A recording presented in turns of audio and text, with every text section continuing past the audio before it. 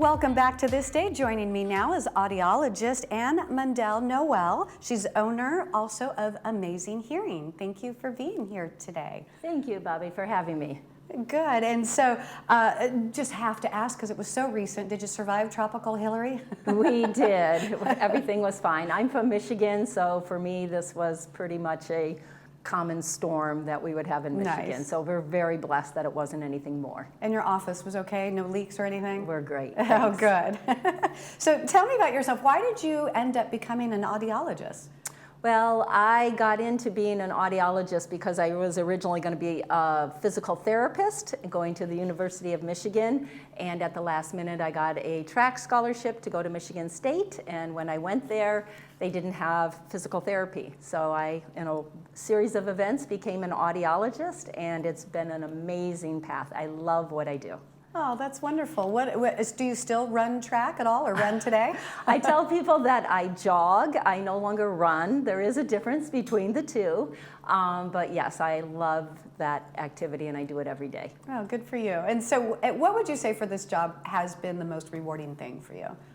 The most rewarding thing for me is knowing that I make a difference in people's lives. When they come in and they're struggling with communication, they're struggling with isolation and depression because they feel like they are losing it mentally, and then you recognize that just by giving the brain more input through hearing and hearing aids, that it transforms their lives, and they come back, and so many patients come back in tears and so thankful for everything that the hearing aid is doing for them. Oh, that's wonderful. I love to hear that. Yeah. So I saw your previous interview. You have it on your website when you were here with Lisa, and you guys were talking about tinnitus and how that's the body's way of telling you that something's off, something's wrong. Right. So, but today we're going to talk about healthy hearing. So tell me, what is healthy hearing and why does it matter?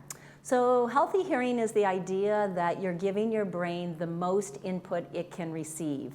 And so by giving your brain all the aspects that it needs, then you can communicate easier. So it's the idea of, what does it take to have healthy hearing? What do I do to give my brain all the input that it needs? Oh, okay. And so how does hearing work, and how does the hearing loss affect us as we age? Yes, so what happens with hearing is that we actually hear from both sides of our ears, and one ear, the sound goes through from the left ear to the right side of our brain, the other one goes from the right ear to the left side of our brain, and then in real time the two sides tell each other what's going on. So there could be a blockage anywhere along that path. So in the outer ear it could be wax, it could be a growth, in the middle ear it could be fluid. But then in the inner ear, it could be hearing loss due to aging, that the actual hair cells are damaged. So anywhere along that path, hearing can be deteriorating, and that would cause us to have unhealthy hearing. We just wouldn't be giving the full spectrum of sound up to the brain. What other things, or what causes these unhealthy hearing things to happen?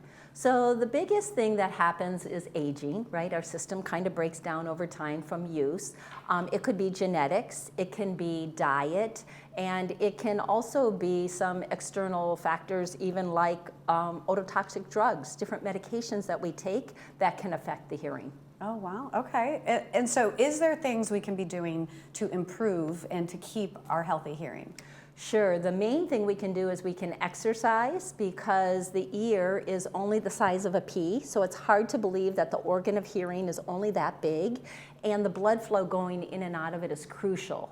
So the main things that we want to do is to improve blood flow and oxygen. So the way we're going to do that is to exercise, to eat right, to stay hydrated. The more that we can do to have that healthy living that we all need and want to do, but we don't really feel like we should do, because it's easier to sit on the couch than it is to go for a walk. But when we do that, we're really inspiring our body to do its best. Okay. And so how do you know if your hearing is deteriorating? What are like the first signs, or like, okay, I need to go get checked? Sure. The first sign would be that you're starting to strain a little bit, you're maybe moving in, you're starting to confuse words, not necessarily in quiet like this. You could have a hearing loss, but there's so many cues that are available. There's sentence structure, intonation, inflection, visual. The brain is getting all this input and it says, oh, I can do this. But when you start to go into a more difficult environment, you start to get into background noise. You go to the restaurant, somebody's not facing you, they have the water running, then the brain has to go to a higher level of functioning, and that's when the hearing loss starts to become more evident.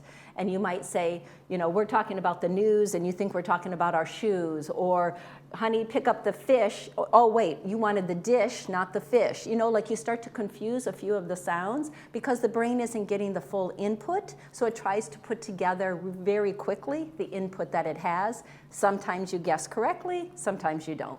Is there a typical age that this usually happens, generally happens? There is, and so that's starting to become more prevalent or known, is that in our 40s and 50s, we lose our vision. In our 60s and 70s, we start to lose our hearing. So at the age of 60, 20% of the population has a hearing loss. By the age of in late 70s, 78% of the population has a hearing loss. So it's in that 60s and 70s that we're starting to see more of a decline, and people doing things about it at a very young age, because now people are coming in and say, oh, I don't need to wear those AirPods, I don't have to have those things, I could actually wear a hearing aid that nobody sees that does so much more and improves my hearing, my comprehension, my understanding. So I don't feel isolated, I'm not insecure, I'm not sitting out in my own world because I'm not communicating. The help is getting so much better. Oh, that makes so much sense. And I'm sitting here thinking, oh my gosh, you just described a bunch of the things that are happening with me. All of us in that my age. family's been saying you need to get your hearing checks. I'm like, darn it, they're probably right. But yeah, I really noticed it with COVID when everybody was wearing the mask, that I had no idea how much reading people's lips I had been doing. And once I could no longer see people's mouths, I'm like, what? What did you say? I have no idea what you're saying. Yeah. So I need to come see you soon. Well, that would be the way to start, right? So people ask, what is the first steps of that? Getting a diagnostic test is what you really want. Getting a great baseline so that you can take those results and go somewhere else if you want. Otherwise, as audiologists, we have a master's or doctorate degree in hearing science. So we can diagnose, assess, and treat hearing loss and hearing factors. So maybe you just have wax in your ears. Maybe if you have a ringing or tinnitus, we can address that. So there's lots of things, but getting a great baseline is the way to start. Okay, great, wonderful. And then real quickly, random, you collect recycling, or tell me about that? We do. My husband and I, along with a pastor from Uganda and 2 other people, started a nonprofit in 2016, and we actually put water wells into in Uganda. So by collecting plastic bottles and aluminum cans, we are directly impacting the people of Uganda. So we are putting in the water wells, and so patients or anybody else drops them by our office, and we collect them and then send the money to Uganda for water wells. Oh, that is just incredible. All around, just helping people. For sure. Definitely, Staying healthy. Definitely a life legacy. Well, thank you for being here today. Appreciate it.